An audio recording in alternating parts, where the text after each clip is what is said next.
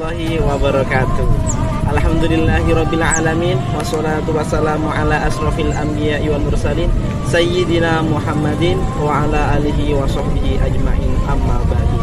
Oke teman-teman, kami dari Mahasantri Mahat Aliyah Sunniyah Tanjung Beber akan menjelaskan seputar zakat, dan lebih khususnya atau lebih spesifiknya kami akan membahas apakah santri itu bisa menerima zakat atau bisa menjadi status mustahik zakat.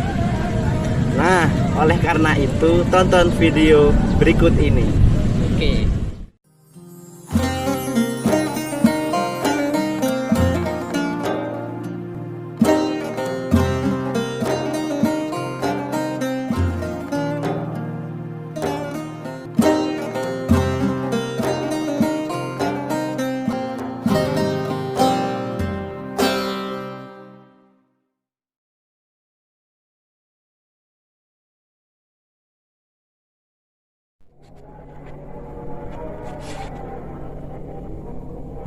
Apa iki maknane? Ora nemen iki. Ngantuk-ngantuk meneh iki. Mbek kopi sik menawa enek pencerahan.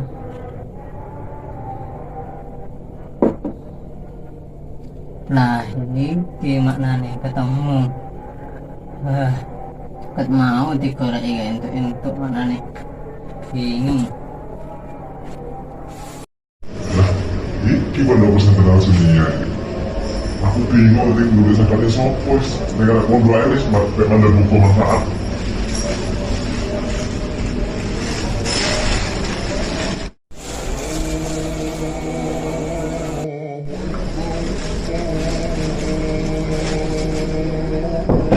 Assalamualaikum.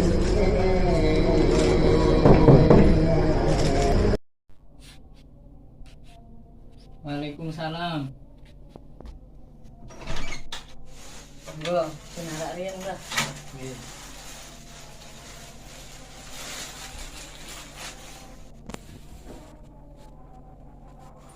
Ampun ini ki, jangan pada wonten urusan nopo teng mriki. Yang pertama silaturahim. Oh nggih, sami-sami. Sing nomor loro ngeterakan zakat. Teng pundi, Pak? Gini sampeyan nih, Jenengan dugi pundi kok saged ngutaraken teng kula? wingi krungu-krungu sadurunge takbiran iku ana wong ngomong lek santri iku saged dadi mustahik zakat. Oh, mungkin nggih, Pak. Niki pripun nggih? Kula sebagai santri niku dereng semerep keterangan niku. Seduse kula mamang hukume. Kula mboten wantun. Nggih. Berai nggih niku nek salah sasaran jenengan nggih zakate mboten sah. Ngomong kula tasarufe malah dosa kula mungkin. Pripun nggih? Nggih kula pikir-pikir yen nggih menawi wonten solusine. Nggih.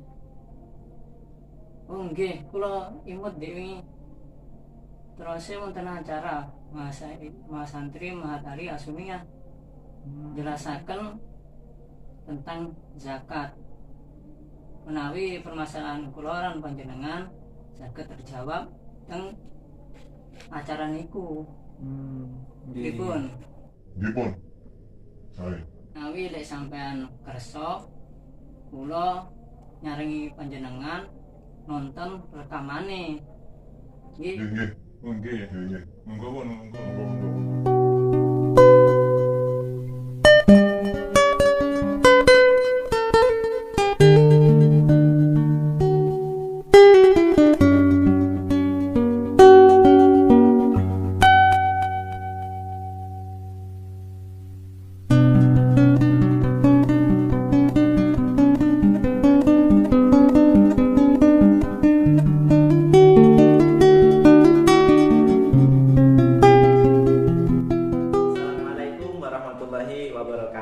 Waalaikumsalam warahmatullahi wabarakatuh. Bismillahirrahmanirrahim. Alhamdulillahirabbil alamin wassalatu wassalamu ala asrofil anbiya'i wal mursalin sayyidina Muhammadin wa ala alihi wa sahbihi ajmain amma ba'du. Oke para sahabat, pada sore hari ini saya akan memandu acara dialog ilmiah dengan saya Muhammad Khalil Khorani sebagai moderator dan teman saya ini sebagai narasumber. Oke, kesempatan kali ini saya akan bertanya-tanya langsung kepada narasumber kita yaitu Ahmad Nasor tentang zakat yang diberikan atau diserahkan kepada santri. Nah, ini Ustaz, saya akan bertanya langsung ya. Iya. Yang pertanyaan pertama yaitu kami ingin bertanya tak dulu sebenarnya golongan apa saja yang berhak menerima zakat. Bismillahirrahmanirrahim. Alhamdulillahirabbil alamin wassalatu wassalamu ala asyrofil anbiya'i wal mursalin wa ala alihi washabihi ajmain amma ba'd. Terima kasih kepada moderator yang telah memberikan saya untuk menjawab pertanyaan tadi, apakah atau siapakah saja yang berhak menerima zakat atau menjadi mustahik zakat. Jadi kami jawab berdasarkan ayat Al-Quran surat At-Taubah ayat ke-9, innamas shadaqatu lil fuqara'i wal masakini wal amilina 'alaiha wal mu'allafati qulubuhum wa fir riqabi wal ghamirina wal gharimina fi sabilillahi wa ibnis sabil. Jadi dalam ayat tersebut terdapat lafaz innama. Innama ini secara nahwiyahnya atau gramatika Arabnya akan menyimpulkan atau memberikan faedah hasar, yakni meringkas zakat hanya terhadap 8 golongan yang disebutkan dalam ayat tersebut. Yang pertama orang-orang fakir, kemudian orang miskin, kemudian amil zakat, kemudian orang yang baru masuk Islam atau mu'alaf, dan riqab, yakni budak mukatab yang memiliki akad kitabah kepada sayyidnya, kemudian orang-orang yang memiliki hutang, dan sabilillah, kemudian yang terakhir ibnu sabil. Mungkin itu saja jawaban yang seringkas-ringkasnya dan lebih tepatnya begitu. Nah, kemudian yang kedua Ustaz, pertanyaan yang kedua. Apakah benar asumsi sebagian orang yang mengatakan santri itu termasuk golongan sabilillah? Oke, kalau pertanyaan ini kami juga berlandasan dari kitab Tafsir Munir atau Marahul Labed yang menjelaskan atau penafsiran sabilillah sendiri, karena ini kan menyinggung apakah santri itu sabilillah atau tidak. Ternyata kalau saya simpulkan ada sebuah perkhilafan. Ini redaksinya seperti ini. Qauluhu wa fi sabilillahi wa yujuzu lil ghazi ay ya'khudha min mali zakati wa in kana ghaniyan kama huwa madhhab Syafi'i wa Malikun wa Ishaq wa Abi Ubaidah wa Abi Ubaid. Jadi madhab pertama, madhabnya Imam Syafi'i, Imam Malik, Imam Ishaq dan Abi Ubaid mengatakan sabilillah itu adalah bagi orang, ditafsiri orang-orang yang berperang di jalan Allah, walaupun orang tersebut kaya, sehingga apakah yang perang itu kaya atau miskin semuanya bisa mendapatkan zakat. Kemudian madhab yang kedua, waqala Abu Hanifah wa sahibuhu la yu'ta al-ghazi ila idza kana muhtajan. Imam Abu Hanifah dan kedua muridnya berkata, orang-orang yang perang yang berhak menerima zakat hanyalah orang-orang yang butuh, sehingga walaupun ia itu berperang, tapi kalau tidak butuh, dia sudah kaya raya, maka tidak diberi zakat. Kemudian ada pendapat yang agak berbeda ini. Wa naqala al-Qaffalu ambadil fuqaha'i. Ini ada Imam Al-Qafal yang itu termasuk dari madhab Syafi'i. Beliau menukil dari sebagian ulama fuqaha, ulama fikih. Penukilannya bagaimana? Annahum ajazu sarful sadaqati ila jami'i wujuhil khairi.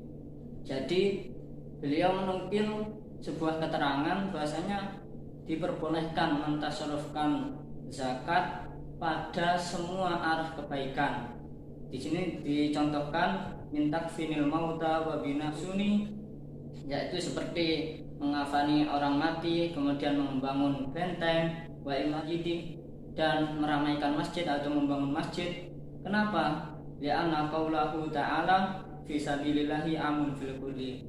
Beliau berlandasan karena lafaz dalam firman Allah fi sabilillah, sabilillahnya ini umum, berarti mencakup semua kebaikan, pokoknya di jalan Allah. Yakni dari kesimpulannya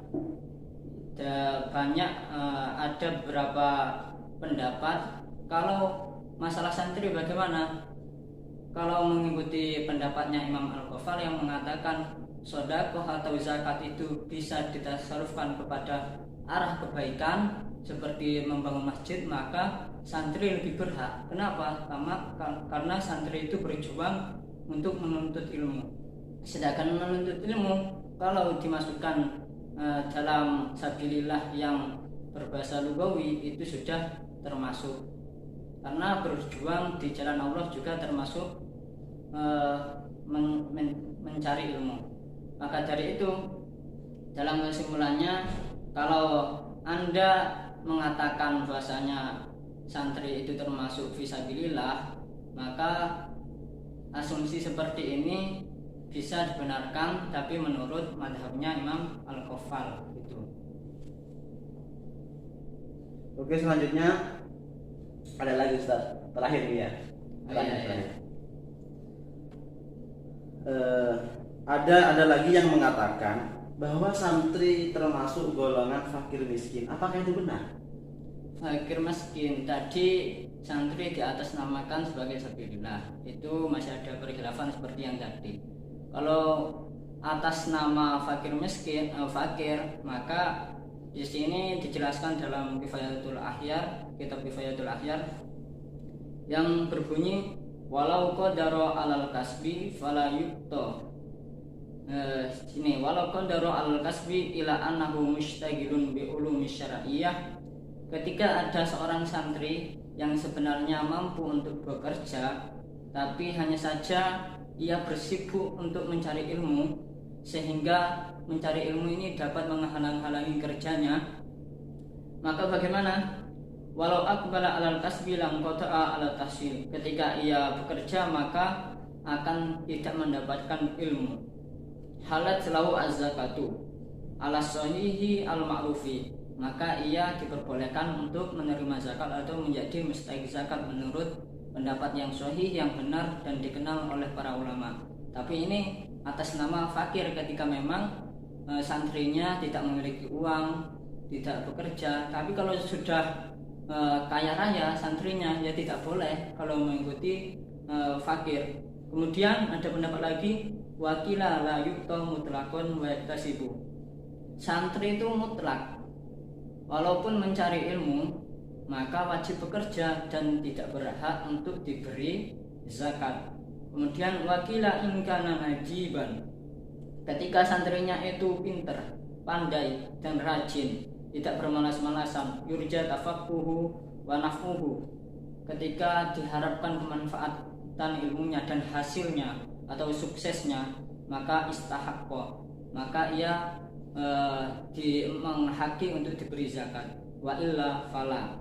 Wa kasiron ma yaskunu al madarisa man la ya'ibu at-tahsil. Banyak sekali di madrasah-madrasah atau di pondok-pondok yang ada santrinya tapi bermalas-malasan, tidak mau belajar, tidak rajin dan lain sebagainya. Bal huwa mu'atilun nafsahu, bahkan ia pekerjaannya hanya menganggurkan dirinya. Maka kalau ada kriteria santri yang seperti ini, yang yang bermalas-malasan, fahadza la yukta bila hilafin, maka santri yang bermalas-malasan itu tidak diberi zakat dengan tanpa khilaf pendapat ulama. Mungkin itu saja yang bisa saya jawab dalam pertanyaan yang terakhir ini. Waktunya kami kembalikan kepada moderator. Oke, acara dialog ilmiah pada sore hari ini kita akan tutup dengan alhamdulillahirabbil alamin. Sekian dari saya, moderator Muhammad Khalil Karani.